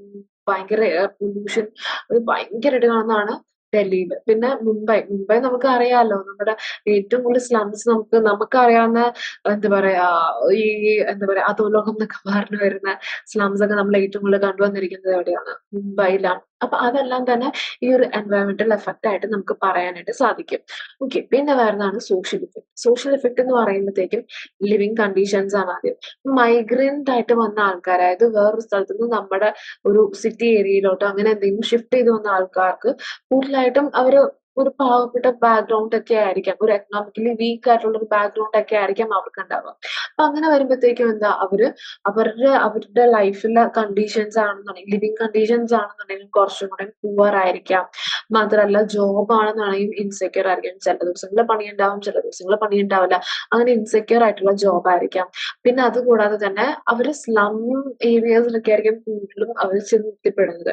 അപ്പൊ അങ്ങനെ വരുമ്പോൾ സോഷ്യലി അവരെ ഒരു മാർജിനലൈസ്ഡ് ആയിട്ട് മാറ്റി നിർത്തപ്പെട്ടേക്കാം. അങ്ങനെ ഒരു സോഷ്യൽ എഫക്ട് ഇതിനുണ്ട്. പിന്നെ വരുന്നതാണ് ഫാമിലി ഡിസ്ട്രപ്ഷൻ എന്ന് പറയുമ്പോഴത്തേക്കും നമ്മുടെ ഫാമിലി മെമ്പേഴ്സ് തന്നെ, ഒരു വീട്ടിലെ ഫാമിലി മെമ്പേഴ്സ് തന്നെ സെപ്പറേറ്റ് ആയിട്ട് പോകുന്നത്. ഓക്കെ, അപ്പൊ അങ്ങനെ വരുമ്പോഴത്തേക്കും മൈഗ്രൻസിന്റെ ഇടയിലാണെന്നുണ്ടെങ്കിൽ വീട്ടിലെ ഫംഗ്ഷൻസിന്റെ ഒക്കെ ഫോട്ടോസ് ഒക്കെ കാണുമ്പോഴത്തേക്കും അവർക്ക് അവരുടെ ഉള്ളിൽ ഭയങ്കര വിഷമായിരിക്കാം, വീട് മിസ്സിങ് ആയിരിക്കാം, വീട്ടുകാരെ മിസ്സിങ് ആയിരിക്കാം. ഫാമിലിക്കാണെന്നുണ്ടെങ്കിൽ അവനില്ലല്ലോ, അവനില്ലാത്ത അത്രയും രസമൊന്നും വരത്തില്ലല്ലോ എന്നുള്ള രീതിയിൽ അങ്ങനത്തെ രീതിയിലും ആകാം. ഓൾറൈറ്റ്. അപ്പൊ ഇതാണ് മെയിൻ ആയിട്ട് നമ്മുടെ മൈഗ്രേഷൻ കാരണം ഉണ്ടാവുന്ന എഫക്റ്റുകൾ. ഓൾറൈറ്റ്. Next health issues. വേറെ ഇമ്പോർട്ടന്റ് ആയിട്ടുള്ള കാര്യമാണ് ഹെൽത്ത് ഇഷ്യൂസ് എന്ന് പറയുന്നത്. ഈ മൈഗ്രേഷനിലൂടെ തന്നെ നമുക്ക് കമ്മ്യൂണിക്കബിൾ ഡിസീസസ് ഭയങ്കരമായിട്ട് ഇൻക്രീസ് ചെയ്യാനുള്ള ചാൻസസ് ഹയർ ആണ്. അല്ലെങ്കിൽ കമ്മ്യൂണിക്കബിൾ ഡിസീസിന്റെ ആ ഒരു സ്പ്രെഡിങ്ങിലോട്ട് മൈഗ്രേഷൻ ഭയങ്കരമായിട്ട് കോൺട്രിബ്യൂട്ട് ചെയ്യുന്നുണ്ട്. എക്സാമ്പിൾ ആണ് HIV, എയ്ഡ്സ്. പിന്നെ അതുകൂടാതെ തന്നെ ഈ മൂവ്മെന്റ് അല്ലെങ്കിൽ ഈ പല പല ലിവിങ് കണ്ടീഷൻസ് കാരണം ഉണ്ടാകുന്ന ഓരോ മാറ്റങ്ങൾ കാരണം ഉണ്ടായേക്കാവുന്ന കമ്മ്യൂണിക്കബിൾ ഡിസീസ്. ഇതാണ് ഹെൽത്ത് ഇഷ്യൂസിന് റിലേറ്റഡ് ആയിട്ട് നമ്മൾ പറയുന്നത്. അപ്പൊ ഇത്രയും കാര്യങ്ങൾ ഇപ്പൊ എക്കണോമിക് ആണെന്നുണ്ടെങ്കിലും എൻവയറമെന്റൽ ആണെന്നുണ്ടെങ്കിലും ഹെൽത്ത് റിലേറ്റഡ് ആണെന്നുണ്ടെങ്കിലും ഇതെല്ലാം തന്നെ മൈഗ്രേഷൻ കാരണം ഉണ്ടാകുന്ന ഓരോ ആഫ്റ്റർ എഫക്റ്റുകളാണ് മെയിൻ ആയിട്ട് നമ്മൾ ഇത്രയും നേരം ഡിസ്കസ് ചെയ്തത്. Okay, next moving on to നമ്മുടെ മൈഗ്രേഷൻ റിലേറ്റഡ് ആയിട്ടുള്ള ഒരുപാട് തിയറീസ് നമുക്ക് നമ്മുടെ കുറച്ച് പേര് ഇറക്കിയിട്ടുണ്ട്. ഓക്കെ, അതെന്തൊക്കെയാണെന്ന് നോക്കാം. ആദ്യമേ തന്നെ റേവൻസ്റ്റൺസ് ലോസ് ഓഫ് മൈഗ്രേഷൻ. റേവൻസ്റ്റൺ എന്ന് പറഞ്ഞ റേവൻസ്റ്റൺ എന്ന് പറഞ്ഞ റേവൻസ്റ്റൈൻ എന്ന് പറഞ്ഞ ഒരു പുള്ളി ഉണ്ടായിരുന്നു. പുള്ളി ഒരു ലേറ്റ് 19th സെഞ്ചുറി ആയപ്പോഴത്തേക്കും ഒരു സെറ്റ് ഓഫ് ലോസ് ഉണ്ടാക്കി. അതായത് പുള്ളി എന്താ പറഞ്ഞതെന്ന് വെച്ച് കഴിഞ്ഞാൽ ഈ മൈഗ്രേഷനെ പറ്റിയിട്ട് ഒരു കുറച്ച് എംപെറിക്കൽ സ്റ്റഡീസ് ഒക്കെ ബേസ് ചെയ്ത് കുറച്ച് ജനറലൈസേഷൻ ഉണ്ടാക്കി. അപ്പൊ പുള്ളിയുടെ ലോ എന്തൊക്കെയാന്ന് വെച്ച് കഴിഞ്ഞാൽ ആദ്യമേ തന്നെ short distance migration. Short distance migration എന്ന് പറയുമ്പോഴത്തേക്കും മിക്ക മൈഗ്രൻസും കൂടുതലായിട്ടും ഷോർട്ട് ഡിസ്റ്റൻസിലോട്ടാണ് അവർ കൂടുതലായിട്ടും മൂവ് ചെയ്യുന്നത്. ഓക്കെ, മിക്ക മൈഗ്രൻസും കൂടുതലായിട്ടും ഷോർട്ട് ഡിസ്റ്റൻസിലോട്ടാണ് അവർ മൂവ് ചെയ്യുന്നത്. അപ്പൊ ഇതിനെയാണ് ഡിസ്റ്റൻസ് ഡീകേ ലോ എന്ന് പറയുന്നത്. എന്താണ് ഡിസ്റ്റൻസ് ഡീകേ ലോ? അതായത് ഡിസ്റ്റൻസ് കൂടുന്തോറും മൈഗ്രൻസിന്റെ ആ ഒരു നമ്പർ കുറഞ്ഞു വരും. മനസ്സിലായോ? ഡിസ്റ്റൻസ് കൂടുന്തോറും മൈഗ്രൻസിന്റെ ആ ഒരു നമ്പർ കുറഞ്ഞു വരും എന്നാണ് ഡിസ്റ്റൻസ് ഡീകേ ലോ പറയുന്നത്. ഓക്കെ, ഡിസ്റ്റൻസ് ഡീകേ ആകുന്ന ലോ. അപ്പം ഈ എത്രത്തോളം നമ്മൾ ട്രാൻസ്പോർട്ടേഷൻ കൂടിയെന്ന് പറഞ്ഞാലും എത്രത്തോളം നമ്മുടെ ആ ഒരു ഷോർട്ട് ഡിസ്റ്റൻസ് മൈഗ്രൻസ് ഉണ്ടെങ്കിലും ഈ ഒരു ഡിസ്റ്റൻസ് കൂടുതലായിട്ടും ആൾക്കാർ മൂവ് ചെയ്യുന്നത് എങ്ങോട്ടാണ്? റൂറലിൽ നിന്നും തൊട്ടടുത്തുള്ള അർബൻ ഏരിയാസിലോട്ടായിരിക്കാം അവർ കൂടുതലായിട്ടും മൂവ് ചെയ്യുന്നത് എന്നാണ് റേവൻസ്റ്റണിന്റെ ഡിസ്റ്റൻസ് ഡീകേ ലോ അല്ലെങ്കിൽ ഷോർട്ട് ഡിസ്റ്റൻസ് മൈഗ്രേഷൻ വഴി പുള്ളി പറഞ്ഞത്. ഓക്കെ, പിന്നെ റേവൻസ്റ്റൺ തന്നെ പറഞ്ഞ വേറൊരു സംഭവമാണ് step wise migration. Step wise migration എന്ന് പറയുന്നത് മൈഗ്രേഷൻ എപ്പോഴും ഓരോ സ്റ്റെപ്പ് കയറിയ പോലെയാണ്. അതായത് ആദ്യം ഒരു സ്റ്റെപ്പ് എടുക്കുന്നു, രണ്ടാമത്തെ സ്റ്റെപ്പ്, അങ്ങനെ സ്റ്റെപ്പ് വൈസ് ആണ് മൈഗ്രേഷൻ നടക്കുന്നത് എന്നാണ്. അതായത് ആൾക്കാർ ആദ്യമേ തന്നെ തൊട്ടടുത്തുള്ള ടൗണിലൊക്കെ, അതായത് സബർബൺ ഏരിയാസിലൊക്കെ ടൗൺസിലൊക്കെ മൂവ് ചെയ്യും. എന്നിട്ട് അവര് താമസിക്കുന്ന ആ ഒരു ടൗൺസ് അല്ലെങ്കിൽ ആ ഒരു സബർബൺ ഏരിയ ബാക്കിയുള്ള മൈഗ്രൻസ് ഒക്കെ വന്ന് അത്യാവശ്യം പോപ്പുലേറ്റഡ് ആവാൻ തുടങ്ങുമ്പോഴത്തേക്കും അവരെന്ത് ചെയ്യും? അവര് സിറ്റി ഏരിയാസിലോട്ട്, അതായത് സറൗണ്ടിങ് ടൗൺസിൽ നിന്നും സിറ്റി ഏരിയാസിലോട്ട് അവര് മാറും. ഇതാണ് സ്റ്റെപ്പ് വൈസ് മൈഗ്രേഷൻ. ആദ്യം ഒരു സ്റ്റെപ്പ് സബർബനിലോട്ട് പോയി, അടുത്ത സ്റ്റെപ്പ് സിറ്റിയിലോട്ട് പോയി, അങ്ങനെ സ്റ്റെപ്പ് വൈസ് മൈഗ്രേഷൻ എന്ന് പറയുന്നത്. നെക്സ്റ്റ് നമ്മുടെ long distance migration to major centres. Long distance migration to major centres എന്ന് പറയുമ്പോഴത്തേക്കും മൈഗ്രൻസ് ലോങ് ഡിസ്റ്റൻസ് ട്രാവൽ ചെയ്ത് വരുന്ന മൈഗ്രൻസ് കൂടുതലായിട്ടും പോകുന്നത് എങ്ങോട്ടേക്കാണ്? ഭയങ്കര മേജർ ആയിട്ടുള്ള കൊമേഴ്ഷ്യൽ സിറ്റീസ് അല്ലെങ്കിൽ ഇൻഡസ്ട്രിയൽ ഏരിയാസിലൊക്കെ ആയിരിക്കാം അവര് പോകുന്നത്. അപ്പൊ ഇതെന്ന് പറയുന്നത് കൂടുതലായിട്ടും നമ്മുടെ റേവൻസ്റ്റൺ എന്ന് പറയുന്ന പുള്ളി ഇതിനെ ഗ്രാവിറ്റി മോഡൽ ആയിട്ടാണ് ബന്ധപ്പെടുത്തി എക്സ്പ്ലെയിൻ ചെയ്തിരിക്കുന്നത്. അതായത് ഇപ്പൊ മൈഗ്രേഷൻ ഉണ്ടാവുന്ന സമയത്ത് ഈ മൈഗ്രേഷൻ എന്ന് പറയുന്നത് കൂടുതലും റിലേറ്റ് ചെയ്തിരിക്കുന്ന അവർ പോകുന്ന ആ ഡെസ്റ്റിനേഷന്റെ സൈസ് അനുസരിച്ചിട്ടായിരിക്കാം. മാത്രമല്ല അത് ഇൻവേഴ്സ്ലി റിലേറ്റഡ് ടു ഡിസ്റ്റൻസ്. എത്രത്തോളം ഡിസ്റ്റൻസ് കൂടുന്നോ അത്രത്തോളം വലുതായിരിക്കാം നമ്മുടെ ഡെസ്റ്റിനേഷന്റെ സൈസ് എന്ന് പറയും. അല്ലെങ്കിൽ അത്രത്തോളം ഒരു ഇൻഡസ്ട്രിയൽ ഏരിയ ആയിരിക്കാം, ഒരു മേജർ കൊമേഴ്ഷ്യൽ സിറ്റി ഏരിയ ആയിരിക്കാം. അതാണ് long distance migration to major centres എന്ന് പറയുന്നത്. പിന്നെ വരുന്നതാണ് counter stream of migration. Counter stream of migration എന്ന് പറയുന്നത് ഓരോ മൈഗ്രേഷനും ഒരു കൗണ്ടർ സ്ട്രീം ഉണ്ടാക്കുന്നുണ്ട്. ഓക്കെ, ഓരോ മൈഗ്രേഷനും ഒരു കൗണ്ടർ സ്ട്രീം, അതായത് ഒരു മൈഗ്രേഷൻ ഒരു counter stream of lesser strength ഉണ്ടാക്കുന്നുണ്ട്. ഒരു എക്സാമ്പിൾ ആയിട്ട് പറയുവാണെന്നുണ്ടെങ്കിൽ നമ്മുടെ സ്ലേവ് ട്രേഡിന്റെ സമയത്ത് ആഫ്രിക്കയിലൊക്കെ പണ്ട് ഉണ്ടാകുന്ന സംഭവമായിട്ട് സ്ലേവ് ട്രേഡ് നമ്മൾ കേട്ടിട്ടുണ്ടാകും. അപ്പൊ സ്ലേവ് ട്രേഡിന്റെ ഒക്കെ സമയത്ത് ആൾക്കാര് തിരിച്ച് ആഫ്രിക്കയിലോട്ട് വരുന്ന ആ ഒരു ഒരു ഒരു ഒരു സംഭവ വികാസം ഉണ്ടായിട്ടുണ്ടായിരുന്നു. അവര് സ്ലേവ് ട്രേഡിന്റെ ഭാഗമായിട്ട് ആഫ്രിക്കയിൽ നിന്ന് വേറെ പല കൺട്രീസിലോട്ട് പോകും. അവിടെ വർക്ക് ചെയ്ത ഒരു പരിധിയൊക്കെ കഴിയുമ്പോഴത്തേക്കും അതിൽ കുറച്ച് പേര് തിരിച്ച് നമ്മുടെ ആഫ്രിക്കയിലോട്ട് തന്നെ തിരിച്ച് വന്നുകൊണ്ടിരുന്ന, അതാണ് counter stream of lesser strength എന്ന് പറഞ്ഞ് ഉദ്ദേശിക്കുന്നത്. ഓക്കെ. അതുപോലെ തന്നെ ചിലപ്പോൾ ഈ ലോങ് ഡിസ്റ്റൻസ് മൈഗ്രൻസ് ചിലപ്പോൾ അവരുടെ ഒറിജിനൽ ലൊക്കേഷൻസിലോട്ട് റിട്ടേൺ ചെയ്യാനായിട്ടുള്ള ചാൻസസ് ഉണ്ടാവാം എന്നാണ് പറയുന്നത്. പക്ഷെ ലെസർ സ്ട്രെങ്ത് ആയിരിക്കാം. പിന്നെ വരുന്നതാണ് സെലക്ടീവ് മൈഗ്രേഷൻ. സെലക്ടീവ് മൈഗ്രേഷൻ എന്ന് പറയുന്നത് ഈ മൈഗ്രേഷൻ ബേസ് ചെയ്തിരിക്കുന്ന കുറച്ച് ഫാക്ടേഴ്സിനെ ബേസ് ചെയ്തിട്ടാണ്. ഓക്കെ, വളരെ ചുരുക്കം കുറച്ച് ഫാക്ടേഴ്സിനെ ബേസ് ചെയ്തിട്ടാണ് മൈഗ്രേഷൻ ഇരിക്കുന്നത്. ആദ്യത്തെ adult versus family. Adult versus family എന്ന് പറയുന്നത് അഡൾട്ട്സ് ആണ് കൂടുതലായിട്ടും മൈഗ്രേറ്റ് ചെയ്യാനായിട്ടുള്ള ചാൻസസ് ഉള്ളത്. ചാൻസസ് കൂടുതലായിട്ടും അഡൾട്ട്സിന്റെ ഇടയിലാണ് ഉള്ളത്.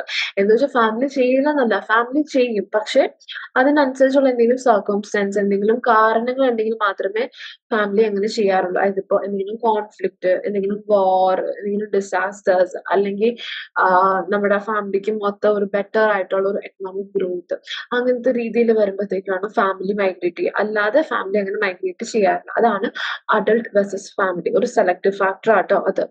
പിന്നെ വരുന്നതാണ് നമ്മുടെ ജെൻഡർ ഡിഫറൻസ്. ജെൻഡർ ഡിഫറൻസ് എന്ന് പറയുന്നത് വുമൺ ആണ് ഏറ്റവും കൂടുതൽ മൈഗ്രേറ്റ് ചെയ്യാറുള്ളത്. എപ്പോ അവരുടെ മാരേജിന്റെ ശേഷം, അവരുടെ മാരേജ് കഴിയുന്ന ആ ഒരു ടൈമിലാണ് അവർ കൂടുതലായിട്ട് മൈഗ്രേറ്റ് ചെയ്യുന്നത്. ഓക്കെ.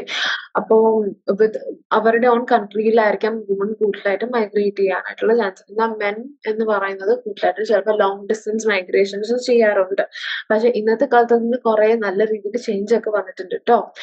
പിന്നെ ഈ ഒരു എന്താ പറയാ പാറ്റേൺ എന്ന് പറയുന്നത് റീജിയൻ അനുസരിച്ചും ഡെവലപ്മെന്റ് ലെവലൊക്കെ അനുസരിച്ചും മാറിയും മറിഞ്ഞും ഒക്കെ ഇരിക്കാനായിട്ട് ചാൻസസ് ഉണ്ട്. പിന്നെ അടുത്താണ് റൂറൽ വേഴ്സസ് അർബൻ മൈഗ്രേഷൻ. അതായത് റൂറൽ റെസിഡൻസ് കൂടുതലും മൈഗ്രേറ്റ് ചെയ്യുന്നത്, ലൈക് കൂടുതലായിട്ടും ആണ് റൂറൽ റെസിഡൻസ് ആണ് കൂടുതലായിട്ടും മൈഗ്രേറ്റ് ചെയ്യുന്നത്. അർബൻ ഏരിയാസിൽ താമസിക്കുന്ന ആൾക്കാരെക്കാളും റൂറൽ ഏരിയാസിൽ താമസിക്കുന്ന ആൾക്കാരാണ് കൂടുതലായിട്ട് മൈഗ്രേറ്റ് ചെയ്യുന്നത്. ഈ അർബൻ ടു റൂറല് ഏറ്റവും കൂടുതലായിട്ട് കാണപ്പെടുന്നത് എപ്പോഴാണ്? ഈ എന്താ പറയാ, അവർക്ക് എന്തെങ്കിലും, അതായത് അത്രത്തോളം സിറ്റി ഏരിയ മടുത്തു, അല്ലെങ്കിൽ അത്രത്തോളം ഈ ഇതെല്ലാം മടുത്തു, അത്യാവശ്യം സമാധാനം വേണം എന്നുള്ള സിറ്റുവേഷൻ വരുമ്പോൾ മാത്രമാണ്. അപ്പം അങ്ങനെ ഈ അർബൻ ടു റൂറൽ പോകുന്ന ആൾക്കാർ പൊതുവെ കുറവാണ്. കൂടുതലായിട്ടും റൂറൽ ടു അർബൺ ആണ് ഏറ്റവും കൂടുതൽ കോമൺ ആയിട്ട് കാണപ്പെടുന്നത്. ഓക്കെ. പിന്നെ വരുന്നതാണ് growth of large towns. Growth of large towns എന്ന് പറയുന്നത് ഈ ലാർജ് ടൗൺ എങ്ങനെ ഉണ്ടാവുന്നത്? മൈഗ്രേഷൻ കാരണമാണ് മെയിൻ ആയിട്ടും ഉണ്ടാവുന്നത്. ഓക്കെ. അത് നാച്ചുറലി ഇങ്ങനെ ഡെവലപ്മെന്റ് വലിയൊരു ടൗൺ ഉണ്ടാവുന്നതിനേക്കാളും കൂടുതൽ മൈഗ്രേഷൻ വരെയാണ് ലാർജ് ടൗൺ ഉണ്ടാവുന്നത്. ഈ മൈഗ്രേഷൻ ആണ് കൂടുതലായിട്ടും ഒരു പോപ്പുലേഷൻ ഗ്രോത്ത്, ഒരു സിറ്റിയിലുള്ള പോപ്പുലേഷൻ ഗ്രോത്ത് കൂടാനുള്ള റീസൺ എന്ന് പറയുന്നത് ഈ മൈഗ്രേഷൻ ആണ്. നാച്ചുറൽ ബർത്തിനേക്കാളും അവിടുത്തെ ഫെർട്ടിലിറ്റി റേറ്റിനേക്കാളും നാഷണൽ ബർത്ത് റേറ്റിനേക്കാളും കൂടുതൽ മൈഗ്രേഷൻ വരെയാണ് ഒരു സിറ്റി കൂടുതലായിട്ടും പോപ്പുലേറ്റഡ് ആവുന്നത്. പിന്നെ വരുന്നതാണ് എക്കണോമിക് കോസസ്. എക്കണോമിക് കോസസ് എന്ന് പറയുന്നത് ആദ്യമേ തന്നെ എക്കണോമിക് ഫാക്ടേഴ്സ് ആണ് ഏറ്റവും കൂടുതൽ മൈഗ്രേറ്റ് ചെയ്യാനായിട്ട് ആൾക്കാരെ പ്രേരിപ്പിക്കുന്ന ഏറ്റവും കൂടുതൽ റീസൺ ആയിട്ട് വരുന്നതാണ് എക്കണോമിക് ഫാക്ടേഴ്സ് എന്ന് പറയുന്നത്. അതായത് ഈ എക്കണോമിക് റീസൺസ് കൂടാതെ തന്നെ പൊളിറ്റിക്കൽ റീസൺസ് വരുന്നുണ്ട്. എൻവയറമെന്റൽ കോസ് എല്ലാം തന്നെ മൈഗ്രേറ്റ് ചെയ്യാനുള്ള ഡിസിഷൻസിനെ ഇൻഫ്ലുവൻസ് ചെയ്യും. അപ്പൊ ഇതൊക്കെയാണ് നമ്മുടെ സെലക്ടീവ് ഫാക്ടേഴ്സ്, മൈഗ്രേറ്റ് ചെയ്യാനായിട്ടുള്ള സെലക്ടീവ് ഫാക്ടേഴ്സ് എന്ന് പറയുന്നത്. ഓക്കെ. ഇനി ഇതാണ് നമ്മൾ ഇത്രയും നേരം കണ്ടത്. റെവൻസ്റ്റൻസിന്റെ മൈഗ്രേഷൻ റിലേറ്റഡ് ആയിട്ടുള്ള ലോസ് ഒക്കെയാണ് നമ്മൾ കണ്ടത്, തിയറീസ് ഒക്കെയാണ് കണ്ടത്. ഇനി നമ്മൾ കാണുന്നത് ലീസ് മോഡൽ ഓഫ് മൈഗ്രേഷൻ. അതായത് എവർലെറ്റ് ലീ എന്ന് പറഞ്ഞ ഒരാളുണ്ടായിരുന്നു. ആളുടെ 1965 ആയപ്പോഴത്തേക്കും പുള്ളി ഒരു മോഡൽ ഇൻട്രൊഡ്യൂസ്, മൈഗ്രേഷൻ എന്നൊരു മോഡൽ ഇൻട്രൊഡ്യൂസ്. റെവൻസ്റ്റന്റെ തന്നെ ലോസ് കുറച്ചും കൂടെ എക്സ്പാൻഡ് ചെയ്ത് അതിനകത്ത് വേറെ കുറച്ചും കൂടെ ഫാക്ടേഴ്സ് ഒക്കെ ആഡ് ചെയ്ത്, കുറച്ച് എരിവ് കൂടെയൊക്കെ ആഡ് ചെയ്ത് കുറച്ചും കൂടെ എക്സ്പാൻഡ് ചെയ്തൊക്കെയാണ് നമ്മുടെ എവർലെറ്റ്ലി അവതരിപ്പിച്ചിരിക്കുന്നത്. 1965 ഇത് അവതരിപ്പിച്ചത്. അപ്പം ആദ്യമേ തന്നെ attributes of area of origin. Attributes of area of origin എന്ന് പറയുമ്പോഴത്തേക്കും അവരുടെ ഒറിജിൻ ഏരിയയിൽ, അതായത് അവരുണ്ടായ ആ ഒരു ഏരിയയിൽ നെഗറ്റീവ് ഫാക്ടേഴ്സ് ആയ ചിലപ്പോൾ എംപ്ലോയ്മെന്റ് ഉണ്ടാവത്തില്ല, അവിടുത്തെ ലിവിങ് കണ്ടീഷൻസ് ഭയങ്കര ബാഡ് ആണ്, അല്ലെങ്കിൽ ആൾക്കാരെ മൈഗ്രേറ്റ് ചെയ്യാൻ വേണ്ടി പുഷ് ചെയ്യുന്നുണ്ട്. അപ്പൊ അങ്ങനെയുള്ള സിറ്റുവേഷൻ വരുമ്പോഴത്തേക്കുമാണ് അതിനെയാണ് attributes of area of origin. ആ ഏരിയ ഓഫ് ഒറിജിന്റെ കുറച്ച് കാര്യങ്ങൾ കാരണം ഉണ്ടാവുന്നതാവാം മൈഗ്രേഷൻ. അപ്പൊ ഇതാണ് ഒരു അഡീഷണൽ ഫാക്ടർ എന്ന് പറയുന്നത്. പിന്നെ വരുന്നതാണ് attributes of area of destination. അപ്പൊ attributes of area of origin കണ്ടു. ഇനി attributes of area of destination, അതായത് ഇവരെ ഇങ്ങോട്ടേക്ക്, ഏത് ഈ ഒറിജിൻ ഏരിയയിൽ നിന്നും ഡെസ്റ്റിനേഷൻ ഏരിയയിലോട്ട് ഇവരെ ഇങ്ങോട്ട് പഠിക്കുന്ന ആട്രിബ്യൂട്ട്സ് എന്തൊക്കെയാണ് എന്ന് ചോദിച്ചു കഴിഞ്ഞാൽ ചിലപ്പോൾ ബെറ്റർ ജോബ് ആയിരിക്കാം, ഓക്കെ, നല്ല ഒരു ജോലി ആയിരിക്കാം, അല്ലെങ്കിൽ നല്ല ഒരു ലിവിങ് കണ്ടീഷൻ ആവാം, അല്ലെങ്കിൽ ഇതെല്ലാമായിരിക്കാം അവരെ ആ മൈഗ്രൻസിനെ ഈ ഒരു ഡെസ്റ്റിനേഷൻ ഏരിയയിലോട്ട് കുറച്ചും കൂടെ പുൾ ചെയ്യുന്നത് ഈ റീസൺസ് കാരണമായിരിക്കാം. പിന്നെ വരുന്നതാണ് ഇന്റർവീനിങ് ഒബ്സ്റ്റക്കിൾസ്. ഇന്റർവീനിങ് ഒബ്സ്റ്റക്കിൾസ് എന്ന് പറയുന്നത് ചില ആൾക്കാർക്ക് ഈ എന്താ പറയാ കുറച്ച് തടസ്സങ്ങൾ ഉണ്ടാകും. അതായത് ചിലത് ശരിക്കുള്ള തടസ്സങ്ങളാവാം, ചിലത് ആൾക്കാർ പറഞ്ഞു കേട്ടുള്ള തടസ്സങ്ങളാവാം മൈഗ്രേഷനെ അഫക്ട് ചെയ്യുന്നത്. ശരിക്കുള്ള തടസ്സങ്ങൾ, അതായത് റിയൽ ഒബ്സ്റ്റക്കിൾസ് എന്ന് പറയുന്നത് ചിലപ്പോൾ വിസ കിട്ടാനായിട്ടുള്ള പാടായിരിക്കാം. അങ്ങനെ വിസ റിക്വയർമെന്റ്സ് അല്ലെങ്കിൽ മൈഗ്രേറ്റ് ചെയ്യാനായിട്ടുള്ള ആ ഒരു കോസ്റ്റ്, അവിടെ ചെന്ന് വീട് നോക്കണം, പിന്നെ അവിടുത്തെ ഹെൽത്ത് ഇൻഷുറൻസ്, അങ്ങനത്തെ ഒരുപാട് കാര്യങ്ങളൊക്കെ ഉണ്ടാവും. അപ്പൊ അങ്ങനെ മൈഗ്രേഷൻ കോസ്റ്റ്, ഇത് റിയൽ ആയിട്ടുള്ള ഒബ്സ്റ്റക്കിൾസ്. പിന്നെ പെർസീവ്ഡ് ഒബ്സ്റ്റക്കിൾ, ആൾക്കാർ പറഞ്ഞു കേട്ടുള്ള ഒബ്സ്റ്റക്കിൾസ് ആണ് പെർസീവ്ഡ് ഒബ്സ്റ്റക്കിൾ. അതെന്ന് പറഞ്ഞു കഴിഞ്ഞാൽ അവിടെ ചെന്ന് കഴിയുമ്പോഴത്തേക്കും അഡ്ജസ്റ്റ് ചെയ്യാൻ ബുദ്ധിമുട്ടായിരിക്കും, പുതിയൊരു ആൾക്കാരാണ്, നീ ഒറ്റയ്ക്കാണ് എന്നുള്ളതാണ് പെർസീവ്ഡ് ആയിട്ടുള്ള, ആൾക്കാർ പറഞ്ഞു കേട്ടുള്ള പെർസീവ്ഡ് ആയിട്ടുള്ള ഒബ്സ്റ്റക്കിൾ എന്ന് പറയുന്നത്. ഓക്കെ, നെക്സ്റ്റ് നമ്മുടെ പേഴ്സണൽ ഫാക്ടേഴ്സ്. പേഴ്സണൽ ഫാക്ടേഴ്സ് എന്ന് പറയുമ്പോഴത്തേക്കും നമ്മുടെ age, family status, socio economic background, ഇതെല്ലാം തന്നെ മൈഗ്രേറ്റ് ചെയ്യാനുള്ള ഡിസിഷൻസിനെ ഭയങ്കരമായിട്ട് ഇൻഫ്ലുവൻസ് ചെയ്യാം. ഫോർ എക്സാമ്പിൾ പറയുമ്പോഴത്തേക്കും ഇപ്പൊ കുട്ടികളുള്ള ഫാമിലീസ് ആണെന്നുണ്ടെങ്കിൽ അവര് എന്താ പറയാ ഒരു സ്ഥലത്ത് നിന്ന് മറ്റൊരു സ്ഥലത്തേക്ക് മൈഗ്രേറ്റ് ചെയ്യാനായിട്ട് ഭയങ്കര ഡിഫിക്കൽട്ടി ആയിരിക്കും. കാരണം കുട്ടികൾക്കുള്ള സ്കൂൾസ് കണ്ടുപിടിക്കണം, അവരുടെ ആ ഒരു റീജിയൻ ആണെന്നുണ്ടെങ്കിലും കുട്ടികളുടെ ചൈൽഡ് ഫ്രണ്ട്ലി ആണോ എന്നൊക്കെ അറിയണം. അപ്പൊ അങ്ങനെ കുറെ കാര്യങ്ങൾ, ചൈൽഡ് ഫ്രണ്ട്ലി ആയിട്ടുള്ള വീടുകൾ കണ്ടുപിടിക്കണം. അപ്പൊ അങ്ങനത്തെ കുറെ കാര്യങ്ങളൊക്കെ ഉണ്ട്. എന്നാ ഇപ്പൊ ഇൻഡിവിജ്വൽസിനാണെന്നുണ്ടെങ്കിൽ അവർക്ക് ആരും ഡിപ്പെൻഡന്റ് ആയിട്ടില്ല, അവർക്ക് അങ്ങനെ വലിയ ഇഷ്യൂസും വലിയ ചാലഞ്ചസ് ഒന്നും ഫേസ് ചെയ്യാനായിട്ടുള്ള ആ ഒരു ഇത് കുറവായിരിക്കും. ഓക്കെ, ലൈക്ക് അങ്ങനെ ചാലഞ്ചസ് അധികം ഫേസ് ചെയ്യേണ്ടി വരത്തില്ല. പിന്നെ വരുന്നതാണ് സെലൻസ്കീസ് മൊബിലിറ്റി ട്രാൻസിഷൻ മോഡൽ. സെലൻസ്കിയുടെ മൊബിലിറ്റി ട്രാൻസിഷൻ മോഡൽ എന്ന് പറയുന്നത് വിൽബർ സെലൻസ്കി, നമ്മൾ കേട്ടിട്ടുണ്ടാവായിരിക്കാം വിൽബർ സെലൻസ്കി എന്ന് പറയുന്നത്. അപ്പൊ പുള്ളിയുടെ മൊബിലിറ്റി ട്രാൻസിഷൻ മോഡൽ 1971 പുള്ളി ഇൻട്രൊഡ്യൂസ് ചെയ്തത്. അതായത് മൈഗ്രേഷന് കുറെ ഡെമോഗ്രാഫിക് ട്രാൻസിഷൻ ആയിട്ടാണ് പുള്ളി ലിങ്ക് ചെയ്തിരിക്കുന്നത്. ഫോർ എക്സാമ്പിൾ പറയുകയാണെന്നുണ്ടെങ്കിൽ നമ്മുടെ ഈ മൈഗ്രേഷൻ എന്ന് പറയുന്നത് പല പല സ്റ്റേജുകളായിട്ടാണ് ഒരു സൊസൈറ്റിയുടെ ഡെവലപ്മെന്റ് റിലേറ്റഡ് ആയിട്ടാണ് അസോസിയേറ്റ് ചെയ്ത് നിൽക്കുന്നത്. ആദ്യത്തെ സ്റ്റേജ് എന്ന് പറയുന്നത് കൂടുതലായിട്ടും ഒരു ലോ മൈഗ്രേഷൻ, അവിടെ ബർത്ത് റേറ്റും ഡെത്ത് റേറ്റും ഒക്കെ കൈൻഡ് ഓഫ് ലോ ആയിരിക്കാം. അത്യാവശ്യം പോപ്പുലേഷൻ ആണെന്നുണ്ടെങ്കിൽ അത്യാവശ്യം സ്റ്റേബിൾ ആയിരിക്കാം. മാത്രമല്ല ഒക്യുപ്പേഷൻ ഡൈവേഴ്സിഫിക്കേഷൻ അല്ലെങ്കിൽ ആ ഒരു മൂവ്മെന്റ് ആണെന്നുണ്ടെങ്കിലും അധികം ഉണ്ടാവത്തില്ല, വളരെ ചെറിയൊരു മൂവ്മെന്റേ ഉണ്ടാവത്തുള്ളൂ. അപ്പൊ ഇതാണ് ആദ്യത്തെ സ്റ്റേജ്. അത്യാവശ്യം ഒന്നും അങ്ങനെ വലിയ തിരയുന്നടിക്കാതെ അത്യാവശ്യം ശാന്തമായി പോകുന്ന നമ്മുടെ കടല്. ഓക്കെ, അത് ആദ്യത്തെ സ്റ്റേജ്. രണ്ടാമത്തെ സ്റ്റേജ് എന്ന് പറയുന്നത് ഡെത്ത് റേറ്റ് കുറയാം. ഓക്കെ, ഡെത്ത് റേറ്റ് കുറയാം, ബർത്ത് റേറ്റ് കൂടാം. ഡെത്ത് റേറ്റ് കുറയുന്നു, ബർത്ത് റേറ്റ് കൂടുന്നു. അപ്പൊ അങ്ങനെയുള്ള സിറ്റുവേഷൻ വരുമ്പോഴത്തേക്കും മൈഗ്രേഷൻ കൂടാം. ഓക്കെ, മൈഗ്രേഷൻ ഇൻക്രീസ് ചെയ്യാം. അപ്പൊ ആൾക്കാർ എന്ത് ചെയ്യും, റൂറൽ ഏരിയാസിൽ നിന്നും അർബൻ ഏരിയാസിലോട്ട്, പുതിയ പുതിയ റീജിയൻസിലോട്ട് സെറ്റിൽഡ് ആവാൻ വേണ്ടിയിട്ട് ടൗൺസിൽ നിന്നും സിറ്റീസിൽ നിന്നൊക്കെ അങ്ങനെ മൈഗ്രേറ്റ് ചെയ്യാൻ. അതാണ് സെക്കൻഡ് സ്റ്റേജ് എന്ന് പറയുന്നത്. ബർത്ത് റേറ്റ് കൂടുന്നു, ഡെത്ത് റേറ്റ് കുറയുന്നു. അതാണ് സെക്കൻഡ് സ്റ്റേജ് എന്ന് പറയുന്നത്. പിന്നെ തേർഡ് സ്റ്റേജ്. തേർഡ് സ്റ്റേജ് എന്ന് പറയുന്നത് പതിയെ പതിയെ നമ്മുടെ ഡെത്ത് റേറ്റ് കുറയാനായിട്ട് തുടങ്ങും. പിന്നെ പതിയെ പതിയെ നമ്മുടെ ബർത്ത് റേറ്റ് ആട്ടോ, പതിയെ പതിയെ നമ്മുടെ ബർത്ത് റേറ്റ് കുറയാനായിട്ട് തുടങ്ങും. ഡെത്ത് റേറ്റ് ആണെന്നുണ്ടെങ്കിൽ സ്റ്റേബിൾ ആയിട്ട് തന്നെ നിൽക്കും. അപ്പൊ അങ്ങനെ വരുമ്പോഴത്തേക്കും ഇന്റർനാഷണൽ മൈഗ്രേഷനും പതിയെ പതിയെ ഡിക്രീസ് ചെയ്യാനായിട്ട് തുടങ്ങും. എന്നാൽ റൂറൽ ടു അർബനും അർബൻ ടു അർബൻ മൈഗ്രേഷനും കൂടിക്കൊണ്ടേയിരിക്കും. ഓൾറൈറ്റ്, ഇപ്പൊ റൂറൽ ടു അർബൻ, ചിലപ്പോൾ റൂറൽ ടു അർബൻ എന്ന് പറയുന്നത് ചിലപ്പോൾ റൂറൽ ഏരിയസിൽ സബർബനിൽ പോകുന്നതായിരിക്കാം, അല്ലെങ്കിൽ അർബൻ ഏരിയാസിൽ പോകുന്നതായിരിക്കാം, അല്ലെങ്കിൽ അർബൻ ടു അർബൻ റീജിയൻസിലുള്ള മൈഗ്രേഷൻ ഒക്കെ ഇൻക്രീസ് ചെയ്ത് നിൽക്കും. പക്ഷെ ഡെത്ത് റേറ്റ് സ്റ്റേബിൾ ആയിട്ട് നിൽക്കും, ബർത്ത് റേറ്റ് പതിയെ പതിയെ കുറയാനായിട്ട് തുടങ്ങും. പിന്നെ വരുന്നതാണ് fourth and fifth stage. Fourth and fifth stage എന്ന് പറയുന്നത് ലോ ബർത്ത് റേറ്റ് ആണ്, ലോ ഡെത്ത് റേറ്റ് ആണ്. അങ്ങനെ വരുമ്പോഴത്തേക്കും ആ ഒരു സൊസൈറ്റി കൂടുതലായിട്ടും ഒരു അർബൻ സൊസൈറ്റി ആയിട്ട് മാറും. ഓക്കെ, അപ്പൊ മൈഗ്രേഷൻ എന്ന് പറയുന്ന കൂടുതലായിട്ടും ഈ ഇപ്പൊ ഒരു എക്സാമ്പിൾ പറയാൻ നമ്മുടെ കൊച്ചിന്ന് ചിലപ്പോൾ ഫോർട്ട് കൊച്ചിയിലോട്ട് അങ്ങനെ ഇന്റർ അർബൻ ആയിരിക്കാം, അല്ലെങ്കിൽ ഇൻട്രാ അർബൻ ആയിരിക്കാം. അപ്പൊ ഇന്റർ അർബൻ ആയിരിക്കാം, ഇൻട്രാ അർബൻ ആയിരിക്കാം. അപ്പൊ അങ്ങനെ ആയിരിക്കും കൂടുതൽ മൈഗ്രേഷൻ ഉണ്ടാവുക. പിന്നെ ഇന്റർനാഷണൽ മൈഗ്രേഷൻ എന്ന് പറയുന്നത് ഉണ്ട്, ഇല്ലെന്നല്ല, എന്നാലും ഈ ഭയങ്കര ഡെവലപ്പിംഗ് കൺട്രി അല്ലെങ്കിൽ ലെസ് ഡെവലപ്ഡ് ആയിട്ടുള്ള കൺട്രിയിൽ നിന്നും ഡെവലപ്ഡ് ആയിട്ടുള്ള അത്യാവശ്യം നല്ല രീതിയിൽ ഒരു വാസ്റ്റ് ഇൻഫ്രാസ്ട്രക്ചർ ഒക്കെ ഉള്ള ഡെവലപ്ഡ് കൺട്രിയിലോട്ട് അങ്ങനെ മൂവ് ചെയ്യാനായിട്ടുള്ള ചാൻസസ് ഉണ്ട്. പിന്നെ റൂറൽ ടു അർബൻ മൈഗ്രേഷൻ ആണെന്നുണ്ടെങ്കിലും പതിയെ പതിയെ ഡിക്ലൈൻ ചെയ്യാൻ തുടങ്ങും. റൂറൽ ഏരിയാസ് അത്യാവശ്യം ആൾക്കാരൊന്നും ഇല്ലാതെ ഒഴിഞ്ഞ പൂരപ്പറമ്പ് പോലെ അങ്ങനെ ആവാനായിട്ട് ചാൻസസ് ഒക്കെ ഉണ്ട്. Okay. Next moving on to നമ്മുടെ ഇന്റർനാഷണൽ മൈഗ്രേഷൻ. ഇന്റർനാഷണൽ മൈഗ്രേഷന്റെ ഒരു ഹിസ്റ്റോറിക്കൽ ആയിട്ടുള്ള കഥയാണ് നമ്മൾ പറയാൻ പോകുന്നത്. അപ്പൊ ഇന്റർനാഷണൽ മൈഗ്രേഷൻ എന്ന് പറയുന്ന പ്രീ മോഡേൺ മൈഗ്രേഷൻ, അതായത് ആദ്യ കാലഘട്ടത്തിലെ മൈഗ്രേഷൻ എന്ന് പറയുന്നത് കൂടുതലായിട്ടും ട്രൈബുകളായിട്ടും ഗ്രൂപ്പുകളായിട്ടും പല പല കോണ്ടിനെന്റ്സിലോട്ട്, അതായത് ആഫ്രിക്കയിലോട്ട്, സെൻട്രൽ ഏഷ്യയിലോട്ട്, യൂറോപ്പിലോട്ട്, ഈസ്റ്റ് ഏഷ്യയിലോട്ട്, അങ്ങനെ പല പല കോണ്ടിനെന്റ്സിലോട്ടാണ് നമ്മൾ ആദ്യമേ തന്നെ മൂവ് ചെയ്തുകൊണ്ടിരുന്നത്.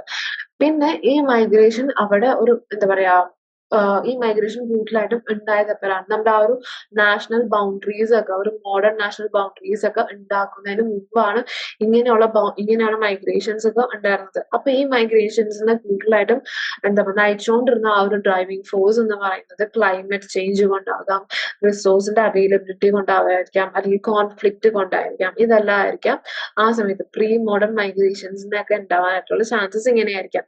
പിന്നെ വരുന്നതാണ് കൊളോണിയൽ എറ. കൊളോണിയൽ എറ എന്ന് പറയുന്നത് കൊളോണിയലിസം, ഓരോ ആൾക്കാരും മറ്റേ കൺട്രീനെ പിടിച്ചടക്കുന്നു. അങ്ങനെ കൊളോണിയലിസം വന്നപ്പോഴത്തേക്കും യൂറോപ്യൻസ് എന്ത് ചെയ്തു, അവര് ന്യൂ വേൾഡ് എന്ന് പറയുന്നത് ലാറ്റിൻ അമേരിക്കയും നോർത്ത് അമേരിക്കയും കൂടെ ഒരുമിച്ച് ചേർത്താണ് ന്യൂ വേൾഡ്. അപ്പൊ ന്യൂ വേൾഡിലോട്ട് മൈഗ്രേറ്റ് ചെയ്യാൻ തുടങ്ങി. പിന്നെ ആഫ്രിക്കയിലോട്ട് മൈഗ്രേറ്റ് ചെയ്യാൻ തുടങ്ങി. ആഫ്രിക്കയിൽ നമുക്കറിയാം ബ്രിട്ടീഷുകാർ പിടിച്ചെടുത്തു. പിന്നെ ഏഷ്യ, നമ്മുടെ ഇന്ത്യയൊക്കെ ഒരു നാള് പിടിച്ചെടുത്തതാണ്. അപ്പൊ ഏഷ്യ പിടിച്ചെടുക്കുന്നു, പിന്നെ വിയറ്റ്നാം, അങ്ങനത്തെ കുറെ കൺട്രീസ് ഒക്കെ പിടിച്ചെടുക്കുന്നു, പിന്നെ പസഫിക് പിടിച്ചെടുക്കുന്നു. അപ്പൊ അങ്ങനെ കൊളോണിയലിസം കാരണം ആൾക്കാർ മൈഗ്രേറ്റ് ചെയ്യുന്നുണ്ടായിരുന്നു, യൂറോപ്യൻസ് മൈഗ്രേറ്റ് ചെയ്യുന്നുണ്ടായിരുന്നു. അപ്പൊ ഈ മൈഗ്രേഷൻ വഴി സെറ്റിലേഴ്സ് ആണെന്നുണ്ടെങ്കിലും ട്രേഡേഴ്സ് ആണെന്നുണ്ടെങ്കിലും അവർക്ക് എന്തായി, അവർക്ക് കുറച്ചും കൂടെ എക്കണോമിക് ഓപ്പർച്യൂണിറ്റീസ് കൂടി. കൾട്ടിവേഷൻ, അതായത് ക്യാഷ് ക്രോപ്സ്, നമ്മുടെ sugar, rice, sugar, cotton, tobacco തുടങ്ങിയുള്ള കാര്യങ്ങളിലൊക്കെ അത്യാവശ്യം നല്ല രീതിയിൽ മൂവിങ് ആയിട്ട് തുടങ്ങി. Okay. Next moving on to നമ്മുടെ സ്ലേവ് ട്രേഡ്. അപ്പൊ സ്ലേവ് ട്രേഡ് വഴിയും നമ്മുടെ മൈഗ്രേഷൻ ഉണ്ടായിട്ടുണ്ടായിരുന്നു. അതായത് അതായത് കൊളോണൈസ് ചെയ്യുമ്പോഴത്തേക്കും, ആൾക്കാർ ഇങ്ങനെ പിടിച്ചെടുക്കുമ്പോഴത്തേക്കും അവിടെ ലേബറിന്റെ ഒരു ഡിമാൻഡ് ഉണ്ടാവാനായിട്ട് തുടങ്ങി. അപ്പൊ അങ്ങനെ വന്നപ്പോഴത്തേക്കും ആഫ്രിക്കയിലുള്ള കുറെ സ്ലേവ്സിനെയൊക്കെ കരീബിയനിലോട്ടും ബ്രസീലിലോട്ടും സദൺ USA എന്തായി, അങ്ങോട്ടേക്ക് സ്ലേവ് ആയിട്ട് അയക്കാനായിട്ട് തുടങ്ങി. അപ്പൊ ഇങ്ങനെയുള്ള ഈ ഒരു പീരീഡ് ആയപ്പോഴത്തേക്കും ഭയങ്കര ആഫ്രിക്കൻസിന്റെ ഇടയിലാണെന്നുണ്ടെങ്കിൽ ഭയങ്കര സഫറിങ്ങും ആ ഒരു എന്താ പറയാ ഒരു ഡിസ്ട്രപ്ഷനും ഒരു ഡിസ്റ്റർബൻസ് ഒക്കെ വന്ന് തുടങ്ങി. ഓക്കെ, അങ്ങനെ കാണപ്പെടാനായിട്ട് തുടങ്ങി. പിന്നെ പറഞ്ഞാൽ ഇന്റൻജഡ് ലേബർ എന്ന് പറയുമ്പോഴത്തേക്കും ഈ സ്ലേവറി, അതായത് ഈ സ്ലേവ്സിനൊക്കെ ഇങ്ങനെ കടത്താം, അങ്ങനെ സ്ലേവറി അബോളിഷ് ചെയ്തതിന് ശേഷം ബ്രിട്ടീഷുകാരും ഡച്ചുകാരും ഒക്കെ എന്ത് ചെയ്തു, ഏഷ്യൻ കൺട്രീസിൽ നിന്ന് നമ്മുടെ ലേബറേഴ്സിനെ എടുക്കാനായിട്ട് തുടങ്ങി. ഏഷ്യൻ കൺട്രീസിൽ നിന്ന് ലേബേഴ്സിനൊക്കെ എടുക്കാൻ തുടങ്ങി. അതായത് ഇന്ത്യ പോലെയുള്ള കൺട്രീസിലൊക്കെ അവിടെ പ്ലാന്റേഷനിലൊക്കെ വർക്ക് ചെയ്യാൻ വേണ്ടിയിട്ട് ഒക്കെ ലേബറേഴ്സിനൊക്കെ എടുക്കാനായിട്ട് തുടങ്ങി.